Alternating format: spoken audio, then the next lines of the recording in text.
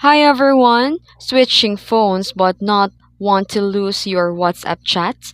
Today I'm going to show you how to transfer your WhatsApp data from Android to iPhone or other way around in just few easy steps. Let's get started. If you are moving from Android to iPhone, download the Move to iOS app from the Google Play Store. It's free and official from Apple. Then, prepare the both devices. Reset your iPhone to set factory settings if it's already set up.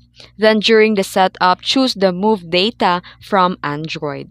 Then, open Move to iOS on your Android and enter the code shown in the iPhone to pair both devices. Then on Android, select WhatsApp from the transfer options. The app will prepare your data, then just tap Continue. Then, once transfer is complete, download WhatsApp on your iPhone and log in with the same number and tap Start when prompted to restore your chat history.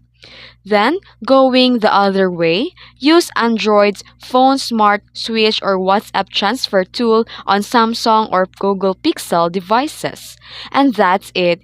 Your WhatsApp data is safe and sound on your new device. If you found this video helpful, give a thumbs up, like, and comment below if you run into any issues. We're here to help. Thanks for watching.